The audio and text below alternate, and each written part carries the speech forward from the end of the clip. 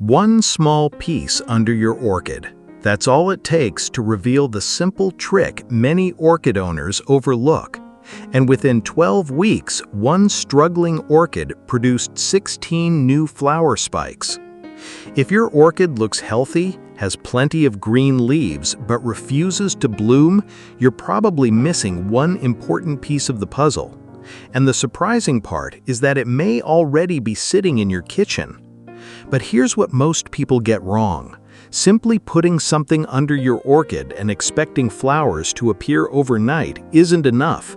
The timing, placement, light, temperature, and watering all matter. So today I'm going to show you exactly what that one small piece is, where to place it, when to use it, and the simple care changes that can help your orchid produce new flower spikes and bloom more reliably. Let's start with the part that most people completely overlook. Orchids don't bloom simply because they are healthy. They bloom when the conditions around them tell the plant that it's time to reproduce. Most of the orchids we grow at home, especially Phalaenopsis orchids, are epiphytes.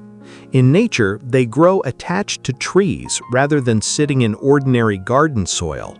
Their environment naturally changes throughout the year, with shifts in light, temperature, moisture, and available nutrients.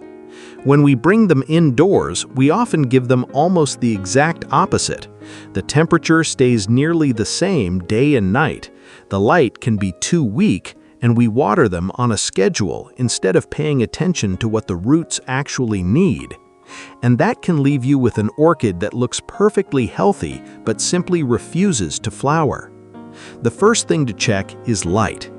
Your orchid needs bright, filtered light, not deep shade, but also not harsh midday sunlight pouring directly onto the leaves. An east-facing window is often a good choice, or you can place the orchid a few feet away from a brighter window where it receives plenty of filtered light. Look at the leaves too. If they're extremely dark green, your orchid may be getting too little light. And without enough light, no special trick is going to magically force it into flowering. Next comes temperature. This is one of the most important signals for Phalaenopsis orchids when they are preparing to produce new flower spikes. A difference of roughly 10 to 15 degrees Fahrenheit between daytime and nighttime temperatures for several weeks can help encourage spike formation. Inside a climate-controlled home, that natural temperature change may be missing. If conditions allow, you can place the orchid somewhere slightly cooler at night, such as near a suitable window, while protecting it from freezing temperatures, harsh drafts, or sudden extreme changes. Then there's watering. This is where many orchid owners accidentally sabotage flowering. Orchid roots need air as well as moisture. Constantly wet roots can eventually begin to rot even while the leaves still look healthy. Instead of watering simply because it's Tuesday or because 7 days have passed, check the growing medium first. A simple wooden skewer can help. Push it into the bark mix and pull it back out. If it still feels damp, wait. If it comes out dry, water thoroughly and allow excess water to drain away completely. These conditions are important because the mysterious piece we're about to use isn't a replacement for proper orchid care. It works as part of the bigger picture.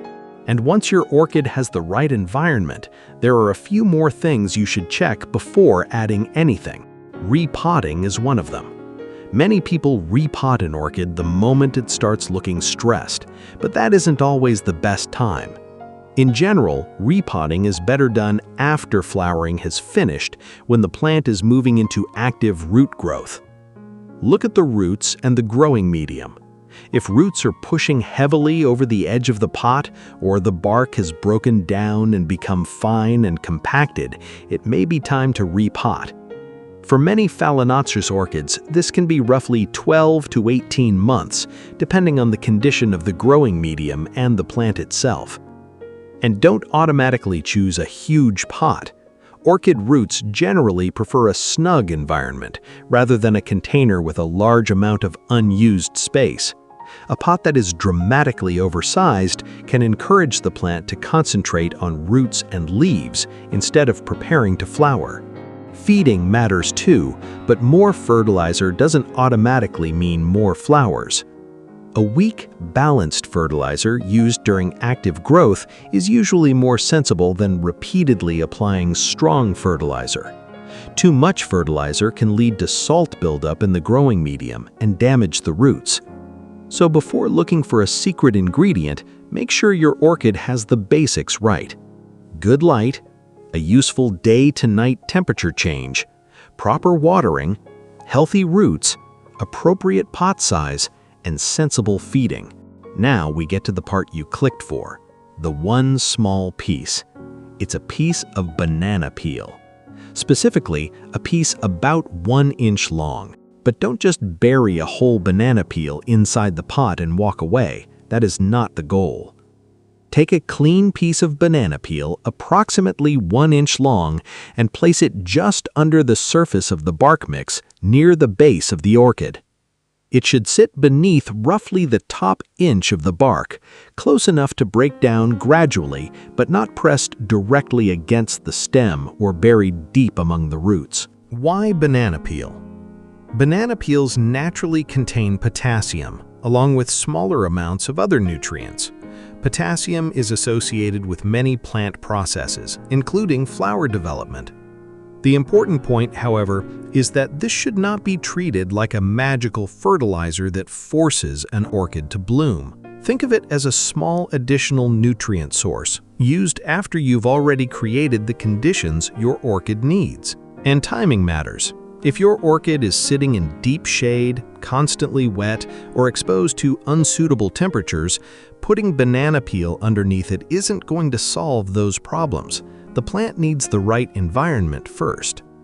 Once the light is bright and filtered, the roots are being watered properly, and the plant is experiencing a suitable day-night temperature difference, that small piece can become the final part of your blooming routine. And you only need a small amount. More is not better.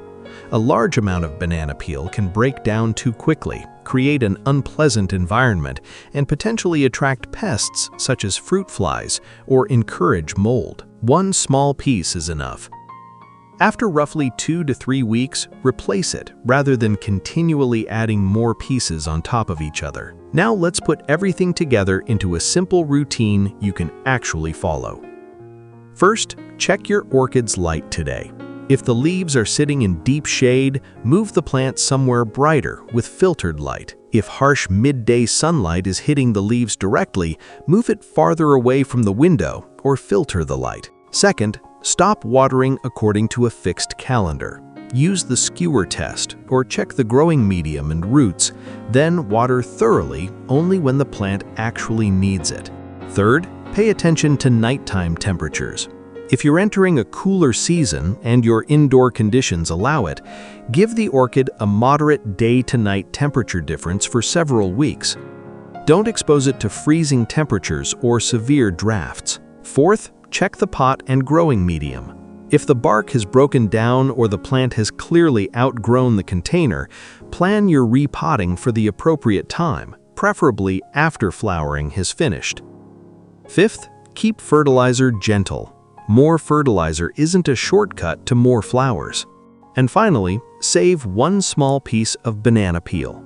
Cut approximately 1 inch.